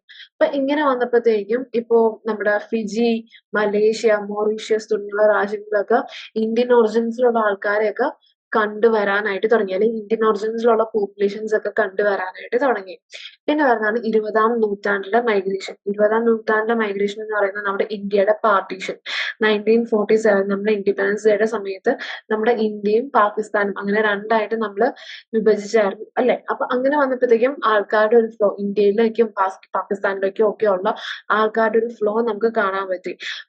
കാരണം പുതിയൊരു ബോർഡർ അവിടെ വരയ്ക്കുമ്പോഴത്തേക്കും ചില ആൾക്കാർ അങ്ങോട്ട് പോകുന്നു, ചില ആൾക്കാർ അവിടെ നിന്ന് ഇങ്ങോട്ട് വരുന്നു. അങ്ങനെയുള്ള ഒരു മൈഗ്രേഷൻ നമുക്ക് കാണാനായിട്ട് പറ്റി. ഓൾറൈറ്റ്. നെക്സ്റ്റ് നമ്മുടെ ജൂയിഷ് മൈഗ്രേഷൻ എന്ന് പറയുന്നത് നമ്മുടെ എന്താ പറയാ ക്രിയേഷൻ ഓഫ് ഇസ്രായേൽ, അതായത് 1948 നമ്മുടെ ഇസ്രായേൽ ഉണ്ടായപ്പോഴത്തേക്കും ഒരുപാട് ജൂസ് യൂറോപ്പിൽ നിന്നും ഇസ്രായേലിലോട്ട് മൂവ് ചെയ്യാനായിട്ട് തുടങ്ങി. അപ്പൊ അങ്ങനെയുള്ള ഒരു ജൂയിഷ് മൈഗ്രേഷൻ നമുക്ക് കാണാൻ പറ്റിയിട്ടുണ്ട്. ഇനി നമ്മൾ കാണുന്നതാണ് കണ്ടംപററി ഇന്റർനാഷണൽ മൈഗ്രേഷൻ. അതായത് ഇപ്പൊ കാണപ്പെടുന്ന റീസെന്റ് ട്രെൻഡ്സ് എന്തൊക്കെയാന്ന് വെച്ച് കഴിഞ്ഞാൽ, ഈ 1950s ഒക്കെ തൊട്ട് ഇന്റർനാഷണൽ മൈഗ്രേഷൻ കൂടുതലായിട്ടും എക്കണോമിക് പരമായിട്ടുള്ള കാര്യങ്ങൾ, എക്കണോമിക് ഫാക്ടേഴ്സ് കാരണം ഇന്റർനാഷണൽ മൈഗ്രേഷൻ ഉണ്ടാവുന്നത് നമുക്ക് 1950s തൊട്ട് നമുക്ക് കാണാനായിട്ട് പറ്റുന്നുണ്ട്. അതായത് ഡെവലപ്പിംഗ് കൺട്രീസിലുള്ള ആൾക്കാർ ഡെവലപ്ഡ് കൺട്രീസിലോട്ട് മൈഗ്രേറ്റ് ചെയ്യാൻ തുടങ്ങി. എന്തിനു വേണ്ടിയിട്ടാണ്? ബെറ്റർ ആയിട്ടുള്ള ജോബ് ഓപ്പർച്യൂണിറ്റീസ്, അത്യാവശ്യം അതിപ്പോ ടെക്നോളജി ഏരിയയിലാണെന്നുണ്ടെങ്കിൽ സർവീസ് ഏരിയയിലാണെങ്കിൽ ബെറ്റർ ആയിട്ടുള്ള ജോബ് ഓപ്പർച്യൂണിറ്റീസ്, നല്ല ഹൈ പേയ്മെന്റ്, നല്ല ലിവിങ് ക്വാളിറ്റി തുടങ്ങിയുള്ള കാര്യങ്ങളൊക്കെ അവരെ ഡെവലപ്പിംഗ് കൺട്രിയിൽ നിന്നും ഡെവലപ്ഡ് ആയിട്ടുള്ള കൺട്രിയിലോട്ട് മൈഗ്രേറ്റ് ചെയ്യാനായിട്ട് തുടങ്ങി. അപ്പൊ ഈ ഒരു ട്രെൻഡ് മീനാണ് സ്കിൽഡ് ആയിട്ടുള്ള ലേബേഴ്സ്, ഇപ്പൊ ടെക്കീസ്, നഴ്സുമാര്, ഡോക്ടേഴ്സ്, അങ്ങനെ സ്കിൽഡ് ആയിട്ടുള്ള ലേബേഴ്സിന്റെ ഇടയിൽ അല്ലെങ്കിൽ പ്രൊഫഷണൽസിന്റെ ഇടയിലാണ് കൂടുതലായിട്ടും കാണുന്നത്. അപ്പൊ ഡെവലപ്പിംഗ് കൺട്രീസിൽ നിന്നും നോർത്ത് അമേരിക്ക, പിന്നെ യൂറോപ്പ്, മിഡിൽ ഈസ്റ്റ് തുടങ്ങിയുള്ള രാജ്യങ്ങളിലൊക്കെ ആൾക്കാർ മാറാനായിട്ട് തുടങ്ങി. ഓൾറൈറ്റ്, മൈഗ്രേറ്റ് ചെയ്യാനായിട്ട് തുടങ്ങി. നെക്സ്റ്റ് നമ്മുടെ ഗ്രോത്ത് ഇൻ നമ്പേഴ്സ്, അതായത് ഇതൊരു കണക്കെടുപ്പാട്ടോ. അതായത് നമ്മുടെ ഇന്റർനാഷണൽ മൈഗ്രൻസ് എന്ന് പറയുന്നത് 75, അതായത് 1965 ഇന്റർനാഷണൽ മൈഗ്രൻസ് എന്ന് പറയുന്നത് 75 മില്യൺ ആയിരുന്നുവെങ്കിൽ നമ്മുടെ 2000ന്റെ തുടക്കത്തില് അത് 175 മില്യൺ ആയിട്ട് ഇൻക്രീസ് ചെയ്തു. ഗ്ലോബൽ നമ്പർ ആട്ടോ ഇത്, അതും 2000 തുടക്കത്തിലാണ്. അപ്പൊ ഇന്നൊക്കെ പറയുമ്പോഴത്തേക്ക് എത്രയായിരിക്കും അല്ലെ?